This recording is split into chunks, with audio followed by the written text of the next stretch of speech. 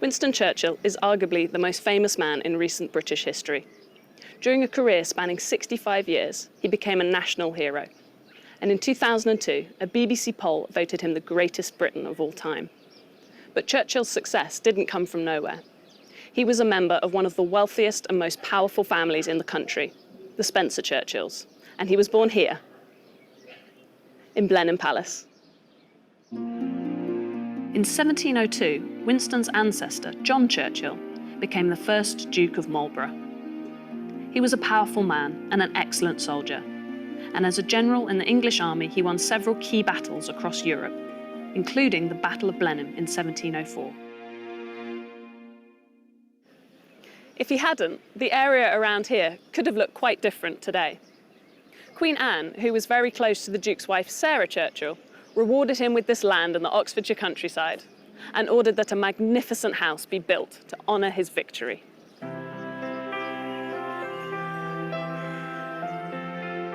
Today, this English Baroque masterpiece still pays tribute to John Churchill's military success.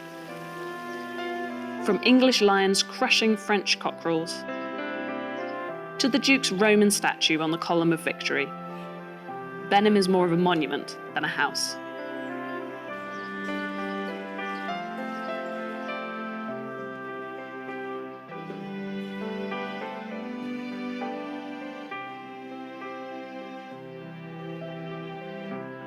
Since John Churchill's death, his descendants have continued to live here. In 1857, John Spencer Churchill, Winston's paternal grandfather, became the 7th Duke of Marlborough and took over the house. John Spencer Churchill was an excellent politician. He represented the local area as an MP before entering the House of Lords when he became Duke. He served as the Lord Lieutenant of Ireland from 1876 to 1880. Many thought he could even have become Prime Minister if he hadn't died in 1883 at the age of 61. His eldest son, George Spencer Churchill, became the 8th Duke, so his other sons, including Winston's father Randolph, had to pursue a different career path. Randolph became one of the most prominent politicians of the time, serving as Chancellor of the Exchequer and leader of the House of Commons. He married the American-born Jenny Jerome, daughter of a New York financier, and the couple had 2 children, Winston and John. Randolph still spent a lot of time at Blenheim Palace. It was here, in this room, that Winston Leonard Spencer Churchill was born on the 30th of November, 1874. Many of Winston's early years were spent at Blenheim, and it was here that he first learned about the historic dynasty which he belonged to. If Winston Churchill hadn't been born into such a political family, his life could have been very different. While he was never very close to his father, he looked up to him. And whenever Randolph had colleagues to visit, he would try to join in their conversations. This enabled Winston to meet some of the greatest speakers of the time. In many ways, Winston took after his father, who died in 1895 at the age of 45. He developed a love for politics and public speaking, and after working as both a soldier and war correspondent, he became a Member of Parliament in 1900.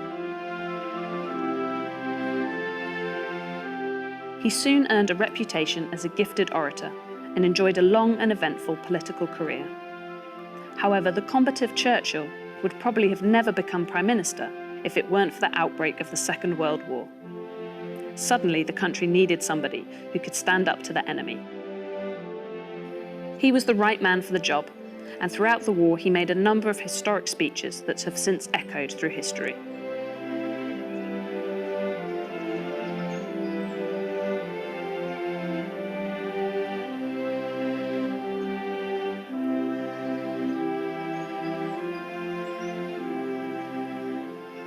Winston Churchill died on the 24th of January 1965.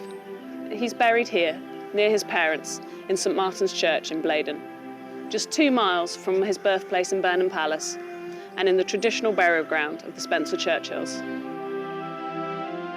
After Winston's death, the family continued to play an important role in British life. His children and grandchildren became politicians and business leaders. His granddaughter, Arabella Churchill, even helped start the famous Glastonbury Festival.